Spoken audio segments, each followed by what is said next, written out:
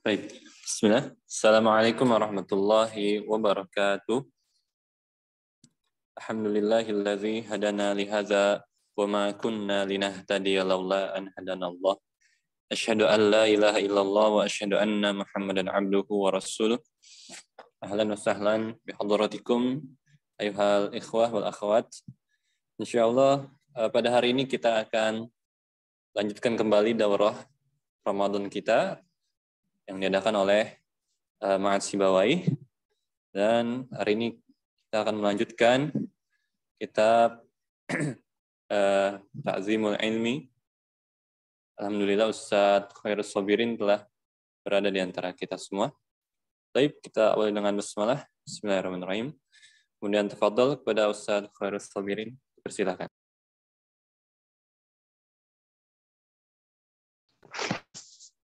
Bismillahirrahmanirrahim. Assalamualaikum warahmatullahi wabarakatuh. Waalaikumsalam warahmatullahi wabarakatuh.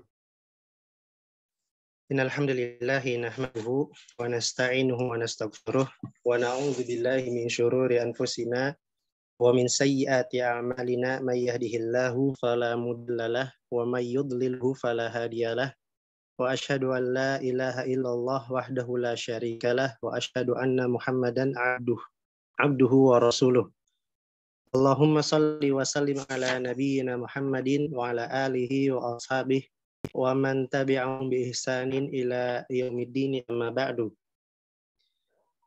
Fayul ikhwah wal akhwat rahimani wa rahimakumullah. Insyaallah pada pagi hari ini kita akan lanjutkan pembahasan kita pada kitab Khulasah Ta'zim al-Ilm. Kita masuk ke yaitu al-ma'qidus tsalitsah asyara, prinsip atau simpul yang ke-13, badzul juhdi fi tahaffuzil ilmi, mengerahkan seluruh tenaga, seluruh upaya di dalam menjaga ilmu, mudzakarati bihi, dan mengulang-ulangnya, wassu'ali anhu, dan bertanya tentangnya, yaitu bertanya tentang ilmu yang kita pelajari. Masyarul muslimin rahimani wa rahimakumullah. Sebelum kita membacakan matan dari kitab ini, bahwasannya seorang talibul ilmi harus bersungguh-sungguh di dalam mencurahkan seluruh waktu luangnya, tenaganya, pikirannya, bahkan hartanya untuk dia mendapatkan ilmu.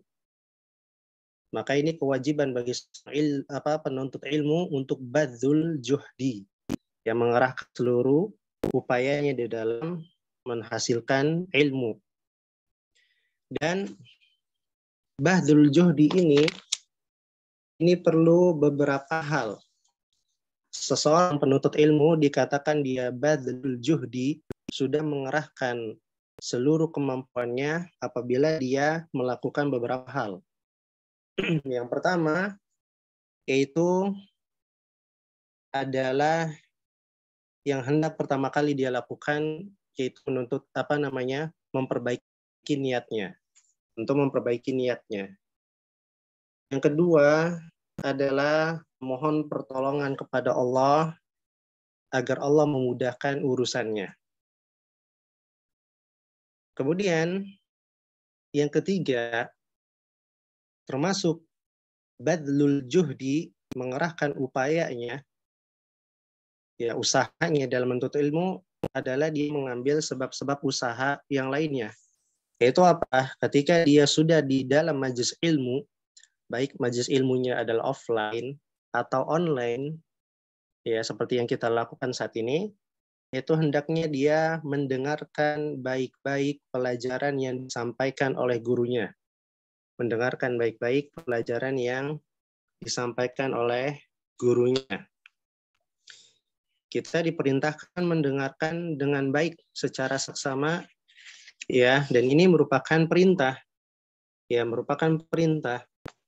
Yang mana Allah Subhanahu wa taala telah mengisyaratkannya, ya, di dalam hal ini. Dalam surat Az-Zumar ayat 17 sampai 18, Az-Zumar ayat 17 sampai 18, Allah Ta'ala berfirman, "Fabashshir ibad beri kabar gembiralah kepada para hamba. Siapa yang diberi kabar gembira ini? Alladzina yastami'una al-qawla fayattabi'una ahsanah. Ulaika alladzina hadahumullah wa ulaika hum ulul albab. Ya, yaitu hamba-hamba yang mereka mendengarkan perkataan lalu mengikuti apa yang paling baik di antaranya. Mereka itulah orang-orang yang diberi petunjuk oleh Allah dan mereka lah orang-orang yang mempunyai akal sehat. Jadi Allah katakan, Allah berikan kabar gembira bagi yang mereka mendengarkan perkataan sebaik-baik perkataan. Tentu sebaik-baik perkataan apa? Yaitu Al-Quran dan juga sunnah Nabi-Nya Sallallahu Alaihi Wasallam. Ya Allah puji mereka, Allah berikan kabar gembira kepada mereka, Allah berikan petunjuk bagi mereka, dan Allah puji mereka karena mereka adalah orang-orang yang memiliki akal sehat. Maka seorang penuntut ilmu, adabnya adalah ketika materi disampaikan dia adalah mendengarkan dulu baik-baik. Ya, maka seorang penuntut ilmu harus berusaha menjadi pendengar yang baik. Mendengarkan yang baik yaitu Al-Quran dan hadis-hadis Nabi SAW agar ia mendapatkan ilmu yang bermanfaat dan dapat mengamalkan keduanya. Kemudian berikutnya bukan hanya mendengar, tapi apa? Yaitu diam ketika pelajaran disampaikan. Diam ketika pelajaran disampaikan. Ketika belajar dan mengkaji ilmu syar'i, kita tidak boleh berbicara yang tidak bermanfaat tanpa ada keperluan dan tidak ada hubungannya dengan ilmu syar'i yang disampaikan. Tidak boleh ngobrol, main HP, ya dan sebagainya. Haruslah dibedakan antara majelis ilmu dan majelis yang lainnya. Antara tempat kita menuntut ilmu syar'i dengan tempat yang lain. Apalagi yang disampaikan adalah ayat-ayat Allah dan hadis-hadis Rasulullah Sallallahu Alaihi Wasallam. Nah, secara umum Allah menyebutkan tentang hal ini dalam firman-Nya. Itu dalam surat Al-A'raf ayat 204. Dalam surat Al-A'raf ayat 204. Allah Ta'ala berfirman, "Wa idza quri'al Qur'anu fastami'u lahu wa ansitu la'allakum turhamun." Dan apabila dibacakan Al-Quran, maka dengarkanlah dan diamlah oleh kalian agar kalian mendapatkan rahmat. Dan Rasulullah SAW juga bersabda, "Man kana yu'minu billahi wal yaumil akhir, falyaqul khairan aw liyasmut." Barang siapa yang beriman kepada Allah dan hari akhir, maka hendaknya dia berkata baik atau diam. Dan begitu juga Nabi SAW bersabda, "Man somata naja." Barang siapa yang diam, maka ia akan selamat. Maka hendaknya ketika disampaikan pelajaran oleh guru, diam. Tidak ngobrol. Kalau bisa tidak bergerak sama sekali badan kita, kalau bisa. Ya, intinya sebenarnya adalah mendengarkan baik-baik, dan mendengarkan baik-baik tidak akan tercapai kecuali dengan kita diam, fokus. Ya, diam dan fokus. Kemudian langkah berikutnya yang termasuk bahdul juhdi adalah berusaha memahami ilmu syar'i yang disampaikan. Jadi bukan hanya mendengar saja, diam saja tidak, tapi benar-benar berusaha memahami apa yang disampaikan oleh sang guru dengan hatinya.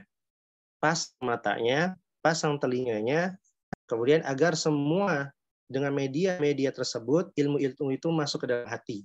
Difokuskan dengan hatinya. Jangan sampai dia di majelis ilmu tapi hatinya melayang kemana-mana.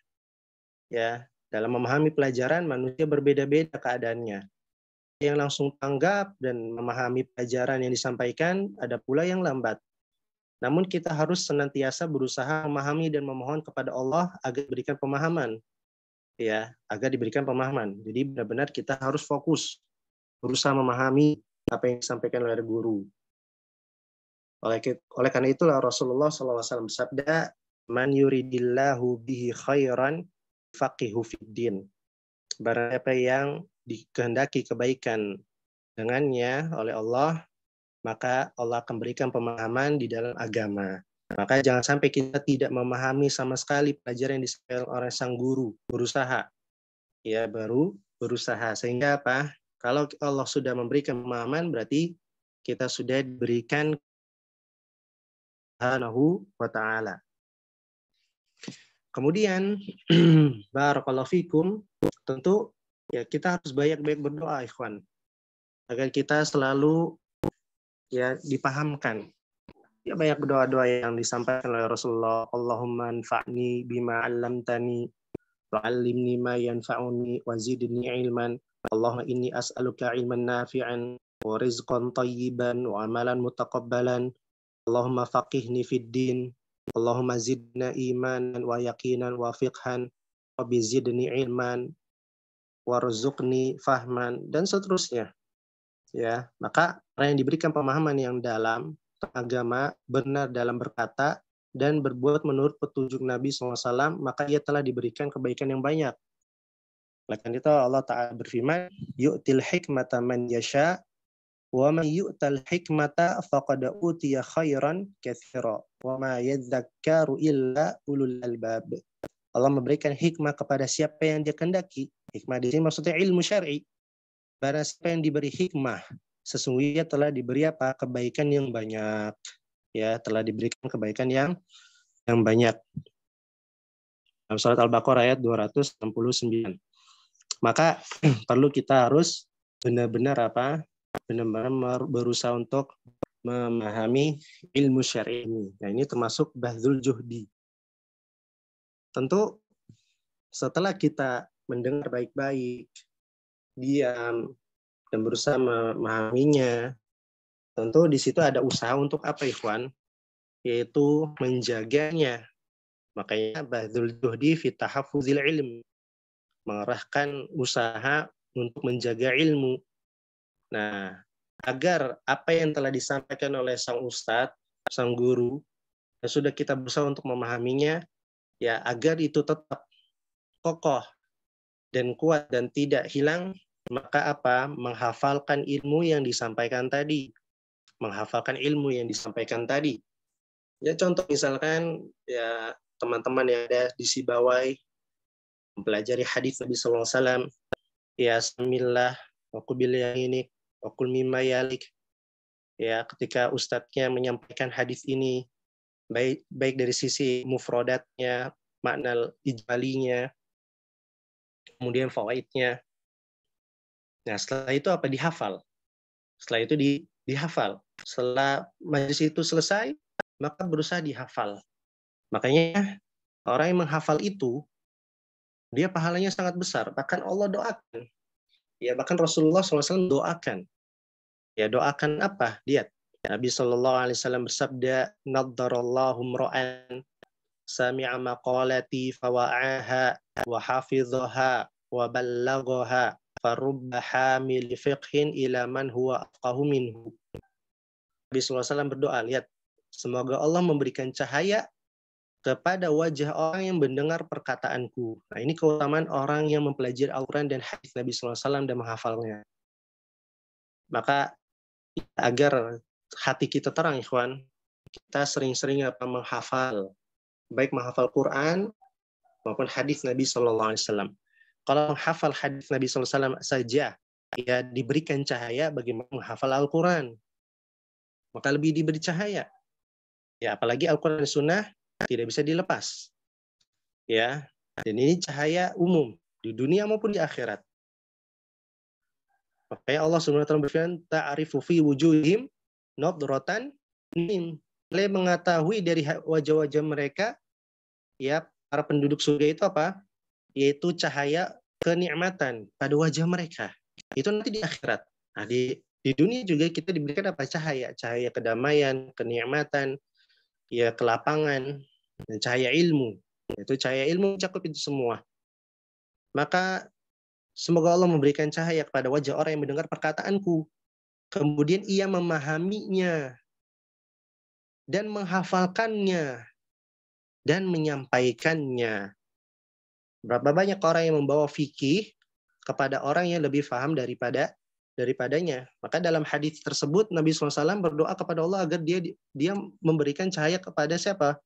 Pada orang-orang yang mendengar, mendengar, memahami, menghafal, dan menyampaikan sabda Nabi SAW. Maka kita pun diperintahkan untuk menghafalkan pelajaran-pelajaran yang bersumber dari Al-Quran dan hadis-hadis Nabi SAW. Maka dihafal. Ya, nanti akan disebutkan oleh Syekh di sini pentingnya menghafal. Ya, pentingnya menghafal. Maka ilmu itu, ya ikhwan, ilmu dikatakan ilmu kalau dia terkumpul dua rukun. Ilmu dikatakan ilmu kalau dia terkumpul dua rukun. Pertama, al-fahmu, yaitu memahami ilmu tersebut. Yang kedua, al-hifdzu, yaitu apa? Menghafal ilmu tersebut. Jadi ilmu itu apa yang dihafal dan yang dipahami. Ya, apa yang dihafal dan dipahami. Makanya para ulama salaf dulu, ya seperti imam-imam yang 4, mereka itu hafal dan memahami. Bukan hafal saja tapi tidak memahami, bukan paham saja tapi tidak menghafal. Jadi ilmu dikatakan ilmu kalau dia memenuhi dua rukun ini, yaitu pemahaman dan hafalan. Kemudian di antara menjaga ilmu, setelah kita menghafal apa ikhwan? Mengikat ilmu atau pelajaran dengan tulisan. Mengikat ilmu atau pelajaran tersebut dengan tulisan. Naam. Apa yang kita dapatkan faedah dari guru kita, catat. Ya, dan kalau kita punya bukunya, ya kita coba hafal apa yang disampaikan oleh guru tersebut, misalkan dalam pelajaran hadis di ya silsilah, walaupun situ sudah ada bukunya, kita coba menghafal dan setelah itu kita tuangkan lagi dengan tulis. Itu lebih menguatkan lagi. Makanya apa yang faedah yang disampaikan oleh guru jangan sampai terlewat. Seperti apa yang kita sampaikan nih sekarang ini. Antum catat, teman-teman sekalian catat. Bahwasannya mencurahkan ilmu itu, usaha itu apa yang dimaksud. Ya. Dan diantaranya apa? Untuk menjaga ilmu adalah mengikat ilmu atau pelajaran dengan tulisan. Makanya Nabi SAW bersabda, qayyidul ilma bil kitab. Ikatlah ilmu dengan tulisan. Dan juga Al-Imam Syafi'i rahimahullah pernah berkata, qayyidul ilma bil kitabah. Ikatlah ilmu dengan tulisan. Karena apa? Karena ilmu itu adalah buruan. Dan buruan kita tidak bisa kita tangkap kecuali dengan apa, Ikhwan? Dengan tembakan, dengan jaring, dengan panah, dan kita ikat. Ya kita ikat. Nah ini yang dimaksud dengan bahdzul juhdi fi tahaffuzil ilmi. Ya agar ilmu itu benar-benar ya kita apa? Kita hafal terlebih dahulu. Nah, sebelum kita menghafal apa? Yaitu mendengarkan baik-baik, kemudian diam, ya. Kemudian berusaha memahami, dipahami dulu. Kemudian baru dihafal. Dan agar tidak lupa lagi, yaitu tetap diikat dengan apa? Dengan yaitu senjata kita tuh tulisan. 6.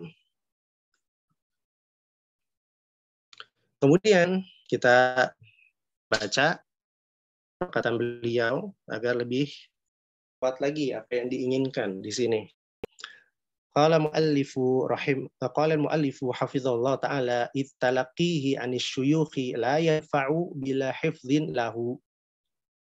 Maka talakinya dia dari syekh-syekhnya itu tidak sama sekali bermanfaat tanpa dihafal. Wa mudzakaratin bihi, dan juga tanpa di mudzakarah, yaitu mudzakarah diulang-ulang, murojaah, didiskusikan. Nah, wasu'alin anhu, dan juga tidak ditanya. Dia mentang-mentang sudah disampaikan, dia belum paham atau kurang paham, dia tidak bertanya. Ini enggak pantas.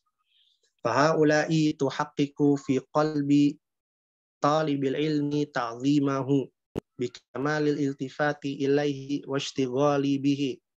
Fahifdhu khalwatun bin nafsi wal mudzakaratu julusun ilal qarini wasu'alu iqbalun alal alimi. Nah, karena 3 hal ini yang menghafal, mudzakarah, bertanya, ini bisa merealisasikan pengagungan ilmu dalam hati seorang penuntut ilmu. dengan adanya perhatian penuh kepada ilmu tersebut dan menyibukkan diri dengannya. Maka menghafal adalah berkholwat dengan jiwa. Menghafal itu apa? Antum sendirian, kan? Bersendirian. Jadi bersendirian dengan jiwa kita sendiri. Sedangkan mudzakarah itu dengan duduk bersama teman. Setelah kita menghafal, pelajaran setelah selesai, kita ngulang lagi sama teman kita. Entah Anda menanya, ya tanya jawab, atau meneruskan ayat, misalkan hadis dan sebagainya. Pokoknya berdiskusi dengan teman Anda. Makanya ini menuntut ilmu jangan sendiri, jangan otodidak. Menuntut ilmu itu di majelis ilmu bersama guru dan teman-teman. Setelah guru selesai menyampaikan, kita hafal, kita berbareng sama teman kita. Bisa jadi apa yang terluput dari kita itu disampaikan oleh teman kita. Teman kita juga bisa mengambil faedah dari kita. Seperti itu, ikhwan. Dan bertanya itu adalah bentuk perhatian kepada guru. Bertanya. Ketika guru bilang ada yang ditanya, maka jika dia tidak memahami atau kurang memahami, bertanya. Jangan sampai dia apa? Jangan sampai dia tidak memahami. Jangan sampai dia malah ya menggibahi gurunya. Saya nggak paham pelajaran Ustadz Fulan. Pelajarannya terlalu cepat. Ya, saya nggak paham dengan guru yang lain. Nah, ini banyak santri yang seperti itu. Jangankan santri yang sudah dewasa saja seperti kita, banyak yang seperti itu. Dan itu sangat jelek ya. Dan Allah tidak berikan pintu ilmu bagi orang yang seperti ini. Walam yazalil ulama'u al-a'lamu yakhussuna al-hifdhi wa ya'muruna bihi. Dan para ulama besar senantiasa mengkhusus ke apa? Yahudduna, memotivasi untuk menghafal ilmu dan memerintahkan muridnya dengan menghafal. Sami'tu Syekhana Ibnu Utsaimin yaqul, aku mendengar syekh kami yaitu Syekh Muhammad bin Shalih Al-Utsaimin berkata, hafizna qalilan wa qara'na katsiran. Kita menghafal sedikit dan banyak membaca. Fantafa'na bima hafizna aksara min intifa'ina bima qara'na. Sedangkan kita mendapatkan manfaat dari apa yang kita hafal itu lebih banyak dibanding apa dari apa yang kita baca. Jadi ilmu yang disampaikan oleh para ulama, apa yang kita sampaikan, itu rata-rata apa yang telah kita hafal. Makanya para ulama dahulu, ya mereka dikatakan berilmu kalau mereka apa, yaitu sudah memahami dan menghafal ilmu tersebut. Bukan hanya sekedar banyak membaca. Makanya yaitu at-takror wal istikthar, at-takror wal istikthar fil hifdhi itu afdol. Mengulang-ulang dan memperbanyak di dalam menghafal itu lebih baik dibanding apa daripada kita mengumpulkan kitab yang banyak, kita baca yang banyak, tapi tidak ada yang tercantol. Biasanya yang lebih banyak tercantol itu apa yang kita hafal atau yang berkali-kali kita baca. Karena sesuatu yang berkali-kali kita baca itu lebih gampang dihafal. Maka itulah ilmu, ikhwan. Makalah ilmu. Maka sebanyak apapun Anda hadir di masjid ilmu, siapapun ustadznya, ilmu Anda tidak akan kokoh kalau Anda tidak menghafal ilmu tersebut. Ya. Sebanyak apapun Anda di majelis ilmu, misalkan Anda dalam sehari datang di majelis ilmu dari jam 7 sampai jam 3 sore. Ya. Kalau Anda tidak menghafal, sama saja itu adalah sesuatu yang sia-sia. Kenapa? Karena ilmu itu apa yang dihafal, apa yang dipahami dan dihafal. Kemudian kata beliau, wabil mudzakarati tadumu hayatul ilmi fin nafsi. Dan dengan mudzakarah, diskusi, mengulang-ulang bersama teman, itu akan senantiasa kehidupan ilmu itu akan hidup di dalam jiwa. Wa yaqwa ta'alluquhu biha. Dan akan kuat ya ketergantungannya dengan jiwa tersebut, menempel keras di dalam hati.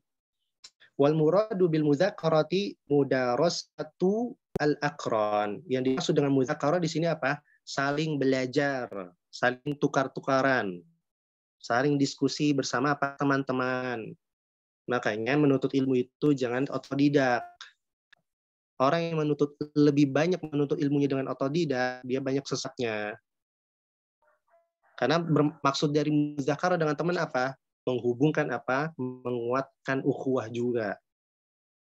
Wa qad umirna bi ta'ahudil Qur'anil ladzi huwa aisarul ulum. Dan sungguh kita diperintahkan ya untuk mengikat Al-Qur'an, megang Al-Qur'an yang mana dia itu adalah semudah-mudahnya ilmu. Al-Qur'an. Walaqad yassarnal Qur'ana lidzikri fahal mim mudzakir. Allah Ta'ala telah berfirman walaqad yassarnal Qur'ana lidzikri fahal mim mudzakir. Dan sungguh kami telah memudahkan Al-Qur'an ini untuk diingat. Fahal mim mudzakir, apakah ada yang mau mengingat? Gampang, menghafal Al-Qur'an itu gampang. Ya bahkan di sini disebutkan apa? Ilmu yang paling mudah untuk dihafal apa? Al-Qur'an. Bahkan ya saking mudahnya kita diperintahkan untuk mengikat Al-Quran, yaitu dengan menghafal.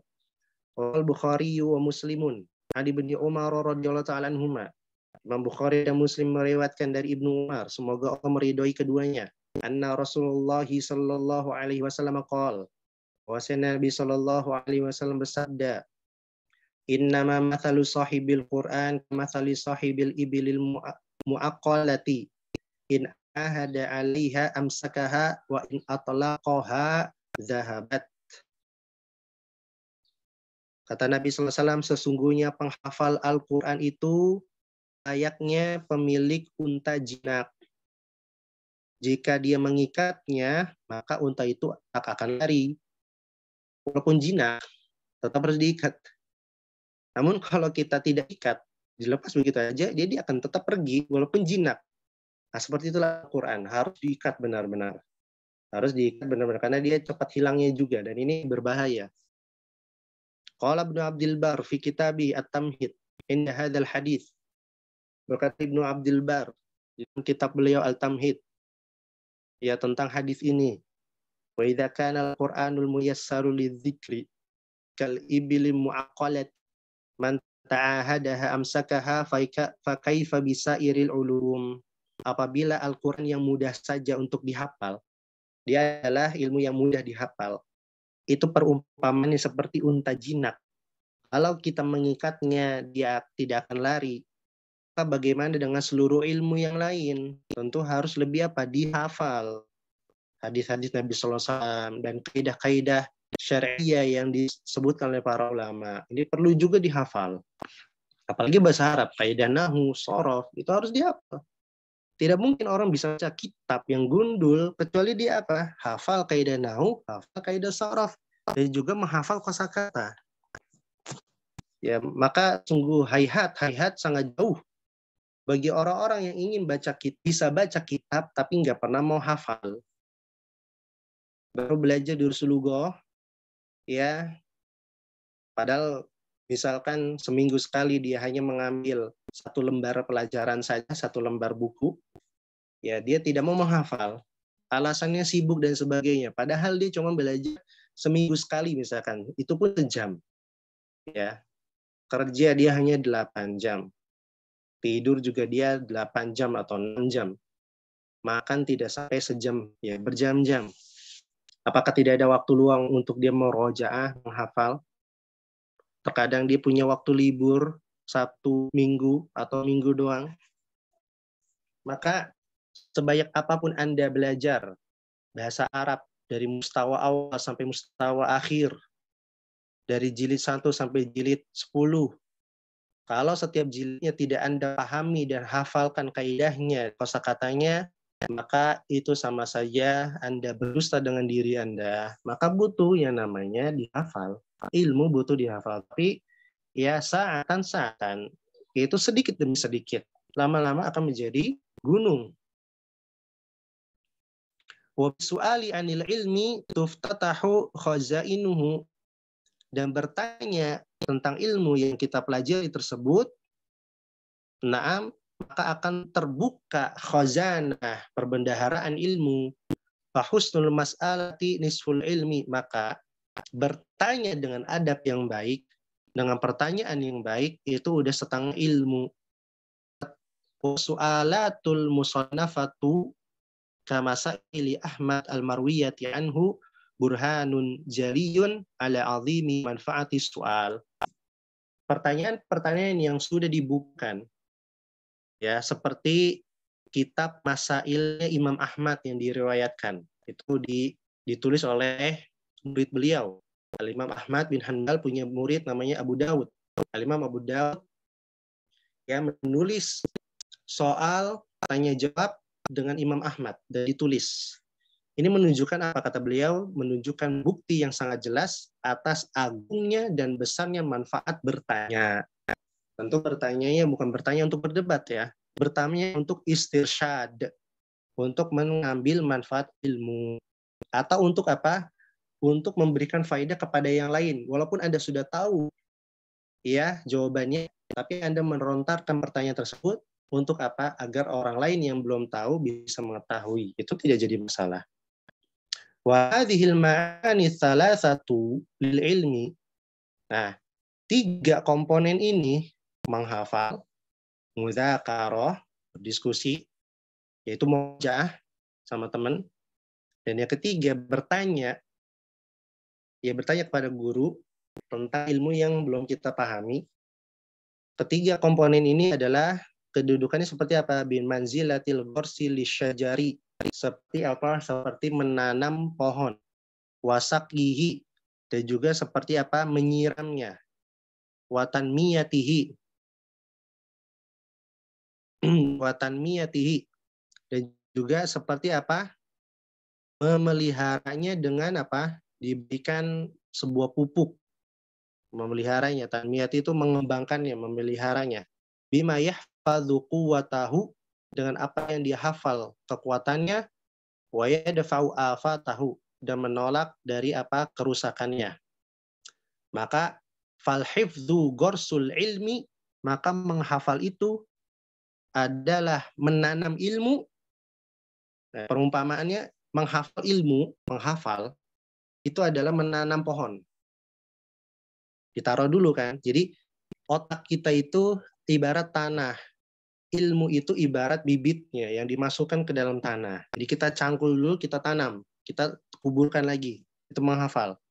Al-mudzakaratu sakyuhu, dan berdiskusi apa yang telah tadi kita hafal tadi, itu menyiramnya, itu siramannya, menyiramnya. Wasu'alu anhu tanmiyahu, dan bertanya lagi ilmu yang sudah kita mudzakarah tadi kepada syekhnya, maka itu adalah apa? Yaitu pemeliharaannya. Maka ilmu tidak akan didapatkan kecuali apa? Dengan itu menghafal. Menghafal, mudzakarah, dan juga bertanya. Maka barang siapa yang benar-benar menjaga 3 komponen ini, insya Allah ilmunya akan tetap kokoh. Ilmunya tetap akan kokoh, tentunya dengan tambahan yang telah kita sebutkan, yaitu apa yang dimaksud dengan bahdulul juhdi. Barakallahu fikum. Nah, ini yang bisa kita sampaikan dalam simpul yang atau kaidah yang ke-13 ini. Tafadhol, Ikhwan. Mungkin ada pertanyaan seputar permasalahan ini. Jika ada yang baru masuk, mudah-mudahan ada rekamannya ya, Al-Kaf. Nanti bisa diulang lagi sendiri. Nah, Ustaz. Tafadhol. Praktekkan. Su'alu anhu. Su'alu anil ilmi iqbalun alal alim. Bertanya pada tentang ilmu berarti dia perhatian dengan gurunya.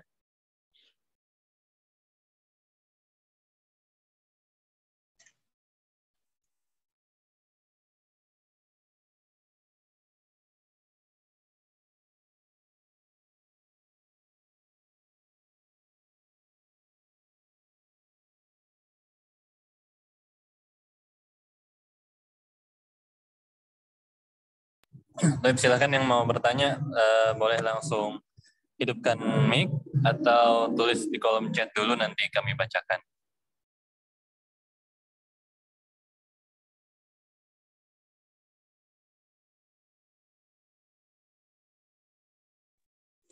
Bismillah, akan Ustadz. Nah, tafadhali. Ana mau tanya bagaimana cara meningkatkan kembali semangat kita gitu. Seperti Ana kan dulu di HSI itu sudah mau 5 tahun gitu. pas awal-awal Ana tuh semangat sekali buat mencatat materi yang disampaikan sama Ustadz gitu. Tapi beberapa tahun terakhir ini terasa malas sekali gitu Ustadz. Baru pegang pulpen dan menulis beberapa baris saja udah capek dan itu pasti saya hentikan aja gitu Ustadz. Minta tipsnya Ustadz agar saya semangat lagi. Syukron. Nah, barakallahu fiik. Semoga Allah Subhanahu wa taala menambahkan semangat ibu dan memberkati dan memudahkan urusan ibu. Nah, untuk tipsnya banyak ya.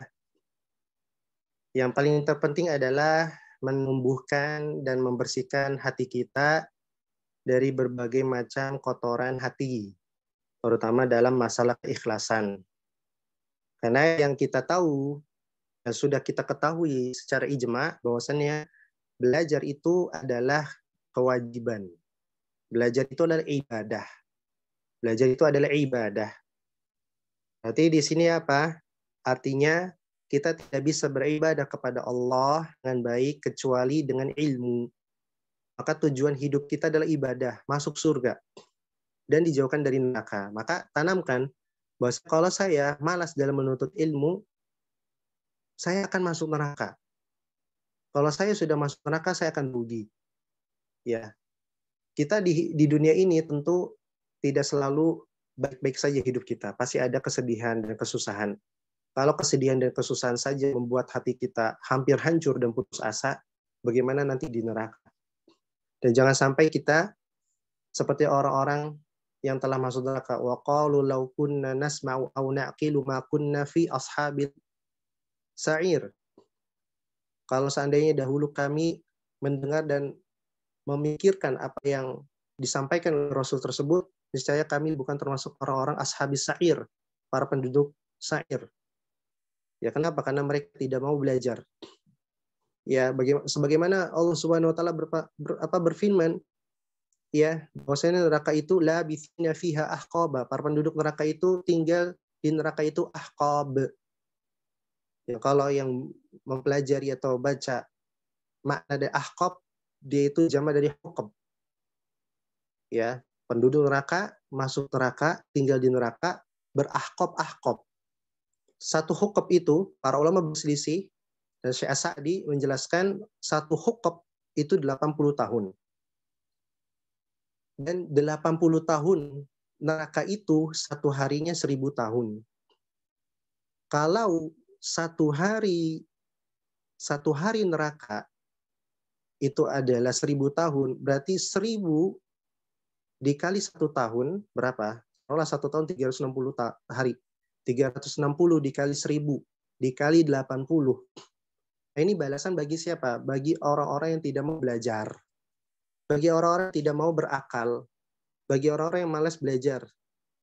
Kalau dia motivasinya seperti ini, takut akan seperti itu, bayangkan kalau misalkan saya kalau tidak semangat belajar, kemudian ada ibadah yang saya salah. Ya, salah. Karena gara-gara saya malas belajar dan tidak mau memahaminya. Kemudian ibadah tersebut, padahal ibadah tersebut adalah wajib ain misalkan. Dan saya salah melakukannya. Dan Allah memberikan dosa atas ibadah saya yang salah tersebut. Dan Allah tidak memaafkannya. Dan saya harus masuk neraka. Ya karena dosa tersebut. Dan saya harus memasuki neraka dalam satu hukum. Berarti bayangkan. Satu hukum 80 tahun neraka. Sedangkan satu hari di neraka adalah 1000 tahun. Maka ini bagi siapa? Bagi yang mereka tadi menyesal. Lau kunna nasma'u au na'qil. Ma kunna fi ashabis sa'ir. Nah, itu diantara apa? Menumbuhkan rasa ikhlas. Bahwasanya menuntut ilmu itu adalah ibadah. Kenapa? Karena apa? Dia itu wasilah untuk ibadah. Ibadah kita tidak akan benar kecuali kita menuntut ilmu syar'i. Dan juga diantaranya adalah berdoa kepada Allah. Ya, berdoa kepada Allah, meminta pertolongan kepada Allah.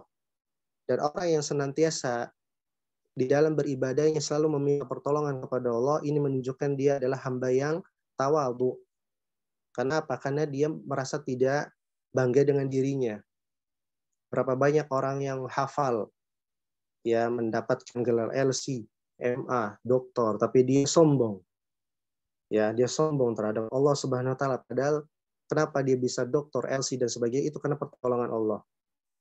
Maka kita meminta kepada Allah sebenarnya pertolongan, dan Allah sangat suka kalau kita minta. Allah sangat suka kalau kita minta terus-menerus. Dan dia tidak akan pernah jenuh, sama sekali tidak akan pernah jenuh. Dan juga di antara tipsnya adalah apa? Menjauhi kemaksiatan. Ya, dan menjauhi kemaksiatan. Karena kemaksiatan itu berpengaruh terhadap hati kita dan akan menodakan ron, yang menodakan kotoran-kotoran jiwa. Dan juga di antara tipsnya adalah menjauhi teman-teman yang buruk. Sebagaimana kita jelaskan kemarin, intikhabus suhbatis salihatilah. Mencari teman yang salih, yang sama-sama bersemangat dalam menuntut ilmu. Makanya kalau kita kemarin mendengar kajian tentang memilih teman, saya jelaskan di situ, kenapa kita harus mencari teman yang baik? Karena apa? Karena teman yang baik itu akan memegang tangan kita, menarik kita. Kalau kita salah, dia akan nasihati. Kalau kita tergelincir, dia akan memberikan petunjuk dan bimbingan kepada kita. Kalau kita lupa, dia akan mengingatkan kita. Begitu juga sebaliknya. Tentu teman juga akan futur. Di balik itu, ya, kita juga masih tetap semangat. Dia futur, kita semangat, kebalikannya kita bantu dia. Itulah hikmahnya Allah Subhanahu wa taala menjadikan menuntut ilmu itu bukan untuk sendiri-sendiri, tidak otodidak, tidak boleh. Tapi berteman, harus berbarengan. Makanya mungkin kalau online ada teman dalam satu grup, minta nasihatnya. Ya, jauhi teman-teman yang buruk. Jauhi teman-teman yang dari sekolah kita yang dahulu. Jauhi, mereka itu tidak bermanfaat sama sekali. Tapi cari teman-teman yang mereka bersemangat dalam menuntut ilmu. Kalau kita melihat teman kita bersemangat dalam menulis, dalam membaca dan menghafal, itu akan menyemangatkan kita, membuat hati kita kecil sehingga jangan terbelakang. Ya, falyatanafasil mutanafisun. Dan banyak tips-tips yang lainnya, tentu yang paling utama adalah mengingat tadi akhirat tadi. Jangan sampai kalau kita malas, ibadah kita salah, Allah adab kita, ya, gara-gara satu ibadah tersebut kita tidak boleh masuk surga terlebih dahulu, kecuali kalau kita diazab dalam satu hukum tersebut, ya, dalam 80 tahun tersebut. Nauzubillah min dzalik. Nah itu, dan meminta nasihat juga dari teman-teman yang lain, dan juga menjauhi keributan, ya, kita butuh kesunyian dan sebagainya. Barakallahu fiik. Nah, Musa syukron. Naam, afwan. Baik, silahkan yang ingin bertanya lagi.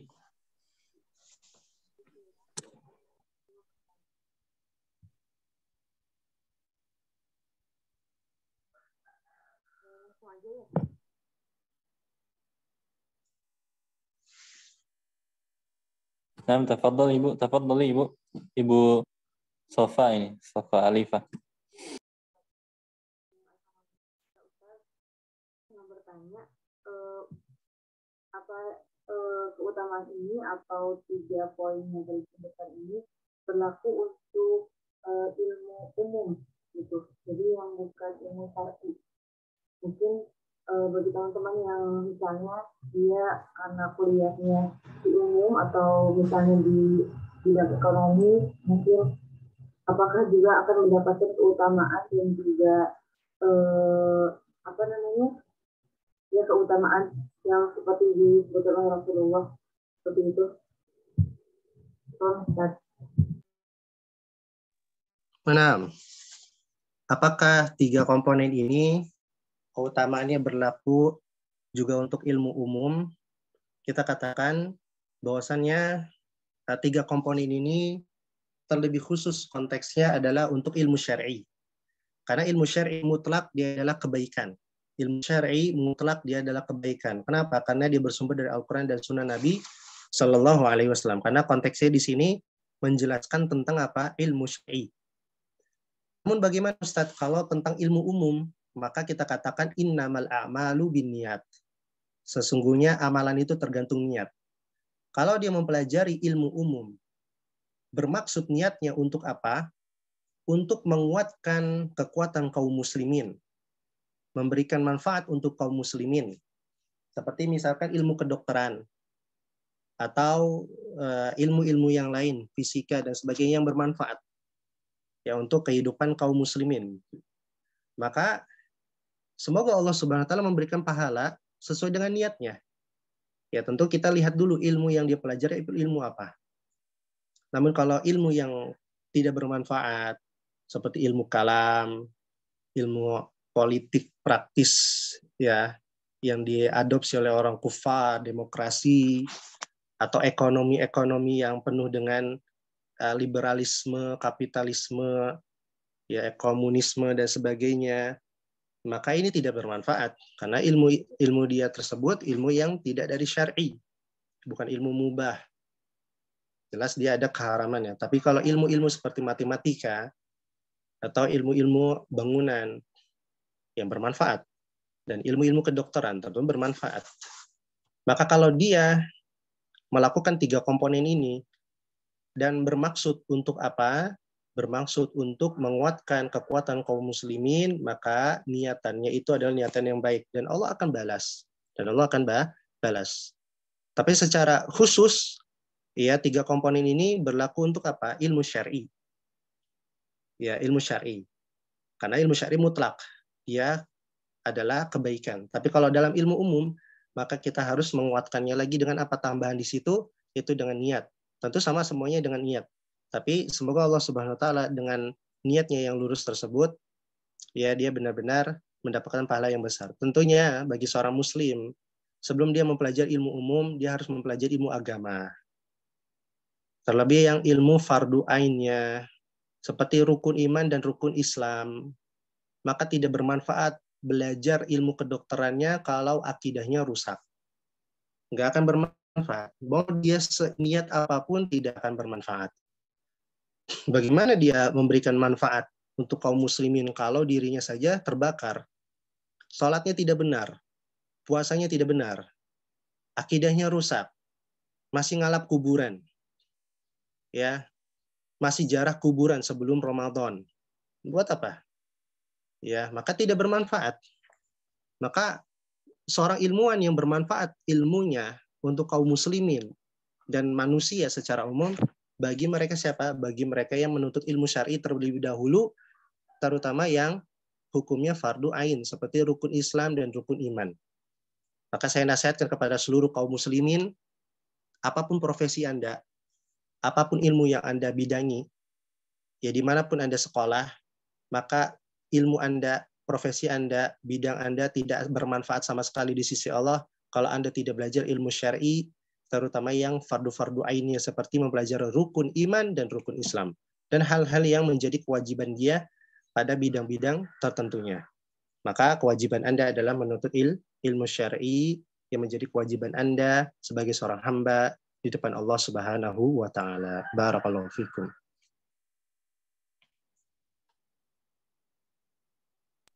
Ustaz. Ada lagi Ustaz yang bertanya dari Ibu Nur Hikmah. Apa Ustaz, apakah untuk menghafal Al-Quran harus langsung dihafal dengan artinya untuk bisa memahaminya atau lebih baiknya gimana Ustaz? Nah, untuk menghafal Al-Quran, kita lihat menghafal Al-Qurannya, apa yang dibutuhkan terlebih dahulu. Ya, apa yang dia butuhkan terlebih dahulu. Bagi seorang yang sudah balik, yang paling utama untuk dia hafal adalah ayat-ayat pendek terlebih dahulu. Ayat-ayat pendek terlebih dahulu dan yang bisa membantu dia untuk lebih menambah khusyuk dia dalam sholat. Jadi dia hafal surat-surat pendek misalkan, dan dia memahami maknanya, agar apa? Ketika dia sholat, menambah khusyuk dia. Setelah dia sampai pada tingkatan itu, sebagaimana itu pun dibuat ya rumusannya oleh Syekh bin Baz dalam Durusul Ammah, ya Durusul Muhimmah di Ammatil Ummah. Itu beliau menyebutkan beberapa surat untuk orang-orang awam. Dan dipelajari tafsirnya secara ringkas, yaitu dari surat Al-Asr, ya, dari Al-Fatihah, kemudian Al-Asr sampai An-Nas. Ketika seseorang awam, ya kita berbicara seorang awam yang dasar, ketika dia sudah menghafal surat-surat tersebut dan memahaminya, dia gunakan untuk sholat, itu yang lebih penting. Itu yang lebih penting. Tapi kalau dia ingin menambah lagi, maka yang terbaik apa? Yang terbaik dia mempelajari bahasa Arab. Yang terbaik dia mempelajari bahasa Arab, di samping itu juga dia berusaha untuk menghafal Al-Quran, walaupun sehari seayat, tapi tentu harus di depan guru ya, bimbingan guru. Jadi sambil dia belajar bahasa Arab. Ketika dia sudah selesai bahasa Arabnya, maka menghafal pun akan jadi mudah. Ketika dia sudah menghafal beberapa ayat, dan dia sudah menguasai dasar-dasar bahasa Arab, maka itu akan membantu dia menghafal. Dan tidak perlu lagi kita melihat artinya lagi, karena kita sudah memahami bahasa Arab. Maka itu yang bisa dinasihatkan. Hendaknya yang paling pertama adalah dia menghafal ayat-ayat yang menjadi kepentingan dia dalam sholat. Sehingga dia memahaminya juga dengan tafsirnya yang ringkas. Baru setelah itu, ya ini cakupannya Al-Fatihah, kemudian Al-Asr sampai Anas. Baru setelah itu kalau dia mau menambah lagi yang hukumnya jadi fardu kifayah buat dia, atau sunnah mu'akkadah buat dia, sunnah, maka di samping itu dia belajar bahasa Arab. Ya, belajar bahasa Arab. Ya, sambil promosi, silakan bergabung di Sibawai agar dia bisa mudah mempelajari bahasa Arabnya. Naam. Barakallahu fiik.